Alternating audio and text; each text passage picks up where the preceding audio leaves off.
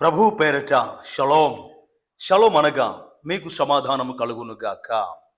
40 రోజుల శ్రమల కాలంలో పాటిస్తున్న క్రైస్తవ సమాజానికి తెలియవలసినది, ఎందుకు క్రీస్తు శ్రమలను అనుభవించాడు, ఎందుకు శిలువలో క్రీస్తు కొట్టబడ్డాడు, పూర్తి వివరాలు తెలుసుకొని మరెంతగా ఆత్మీయముగా బలపరచడానికి ఎంతో ఈ వీడియో దోహదపడుతుంది.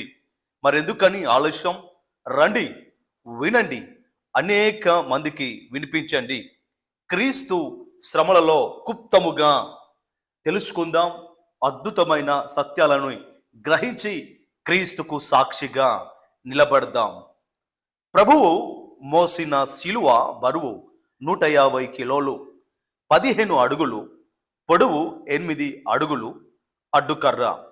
ఆయనను అందరూ గుర్తించాలని తన తల్లి అయిన మరియా కుట్టు లేకుండా నేసి ఇచ్చిన ఎర్రని అంగిని ప్రభువుకు తొడిగించారు. శిలువను మోస్తూ ఉండగా యూదులకు రాజైన నజరేయుడైన యేసు అను బోర్డును ప్రభువు మెడలో వేసి ఊరేగించారు. యూద, రోమా, లాటిన్ అను 3 భాషల్లో యెరూషలేము వారికి రోమా ఎథెన్సుల వార్ని గుర్తు చేస్తూ ఆ బోర్డు రాయబడింది. ఇది 1865లో రష్యాలోని సెయింట్ సోఫియా అను ప్రాంతంలో పురావస్తు త్రవ్వకాల్లో పెద్ద పైపరస్ పత్రాలు, పెద్ద బ్రోజ్ ఇత్తడి పలక దొరికింది. డాక్టర్ మొక్లాంతోస్ అను రష్యన్ శాస్త్రజ్ఞుడు ఆంగ్లంలోని వీటిని తర్జమ చేశాడు. ఇందులో పిలాతు తీర్చిన తీర్పు, టైబేరియాస్ చక్రవర్తికి రాసిన లేఖలు, ఆయన ఇచ్చిన తీర్పు ఇత్తడి పలకలు ఉన్నాయి. ఒలీరియాస్ కల్వియస్ అను సైనిక అధికారుల ఆధ్వర్యంలో శిలువను గోల్గొత్తా కొండకు మోయించారు. 2 శిలువను మోసుకుంటూ లుబన్నాస్ గుమ్మం గుండా తీసుకొని వెళ్ళాలని. 3 శిలువకు సాక్షులుగా డేనియల్, రెబోని, జోఫస్, కైఫస్ సంతకాలు చేశారు. 4 పిలాతు సంతకం, రోమన్ సీలు ముద్ర వాటిపై ఉన్నాయి. మాస్కో మ్యూజియంలో వీటిని నేటికి చూడవచ్చు. క్రీస్తు ప్రభు శిలువ వెంబడి 650 మంది ఉన్నారు. 50 మంది గుర్రాల మీద, 350 మంది కాలినడక, సైనికులు 250, యూదా భటులు, బయలుజేబులు దెయ్యపు సేవకుడా అని దూషిస్తూ నడిపించారు. ప్రభు ద్వారా రక్షించబడిన భక్తులు కూడా ఉన్నారు. చెప్పులు లేని కాళ్ళతో ఆయనను నడిపించారు.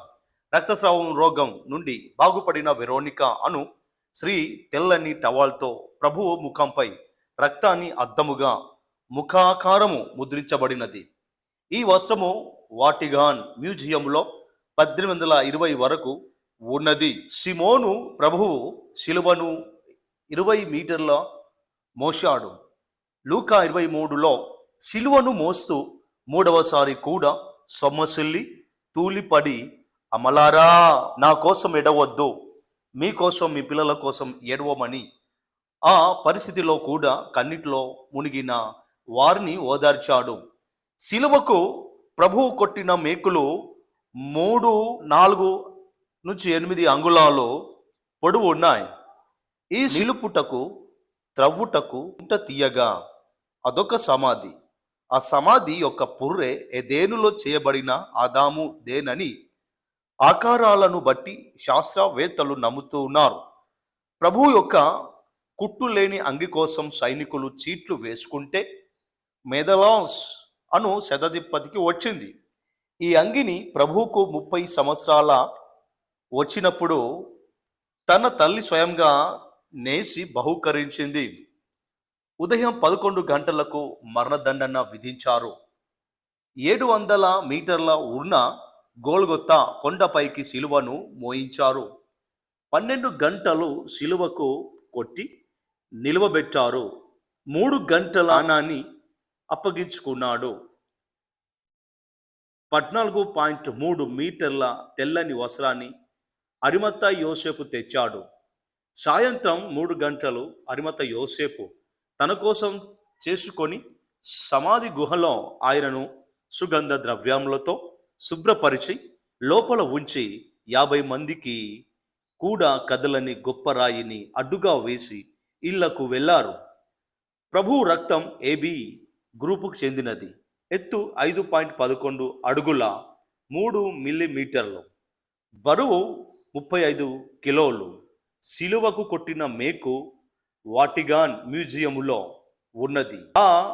ఆయన అంగి ఫ్రాంక్ఫోర్ట్ మ్యూజియంలో ఉన్నది. ప్రభువునకు 5,480 దెబ్బలు తగిలాయి. 150 పెద్ద గాయాలు, 180 సార్లు కడుపు మీద, 180 సార్లు ఉమ్మివేశారు, 110 సార్లు త్రోసివేశారు. తలలో 19 ముళ్ళు గుచ్చబడ్డాయి.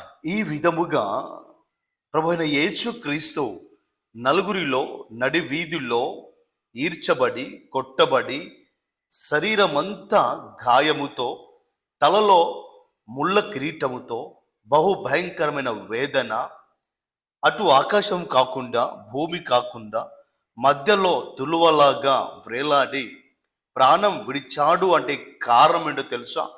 నీ పాపము ఆయన భరించాడు, నా పాపము ఆయన భరించాడు. నువ్వు పొందుకోవలసిన శిక్ష, నువ్వు పొందుకోవలసిన ఆ యొక్క కొరడా దెబ్బలు, నువ్వు పొందుకోవలసిన ముళ్ళ కిరీటం, నువ్వు పొందుకోవలసిన ఆ ఉమ్మి వేయడం, నువ్వు పొందుకోవలసిన ఆ దెబ్బలు ఆయన భరించి, ఆయన సహించి నిన్ను విడుదల చేసి, ఆయన మరణించి నీకు మార్గం తెరిచి, ఆయన నిన్ను నన్ను బ్రతికించి, ఆయన బలి అయి, ఆయన నీ కొరకు నా కొరకు ఇన్ని ఇబ్బందులు. కాబట్టి ప్రియ సహోదరి సహోదరుడా, యేసుక్రీస్తు ఎందుకు చనిపోయాడు అయ్యా అంటే మనిషి పాపాన్ని క్షమించి మనిషిని పరిశుద్ధినిగా చేయడానికే యేసుక్రీస్తు ఆయన నీ కొరకు నా కొరకు చనిపోయాడు. ఎందుకు ఇన్ని శ్రమలు? ఆయన శ్రమల వల్ల మాకు గొప్ప సమాధానమును ఆయన విడుదల చేశాడు. ఆయన శ్రమ పడ్డాడు కాబట్టి సమాధానము మనిషికి వచ్చింది. తద్వారా నిత్యము ఆయనతో పాటు సహవాసం చేసి ఆయనకు సాక్షిగా జీవిస్తున్నట్లయితే, ఆయనకు సాక్షిగా ఉన్నట్లయితే ఆయన నీకు స్వాస్థ్యమో అనుగ్రహించి నిత్యము ఆయనతో పాటు జీవించే గొప్ప కృప ఆయన నీకు నాకు ఇచ్చాడు. ఆయన మరణించి తిరిగి లేచినట్లుగా ఆయన యందు విశ్వాసం ఉంచిన వారు మరణించినను మరలా తిరిగి లేచెదరు అని దేవుని వాక్యము సెలవిస్తుంది. ఈ మాటలు నిన్ను నీ కుటుంబాన్ని ఆదరించి బలపరిచి అనేక మంది దీవెనకరంగా మార్చునుగాక. దేవుని యొక్క శక్తి దీని ద్వారా నిన్ను ఆవరించునుగాక.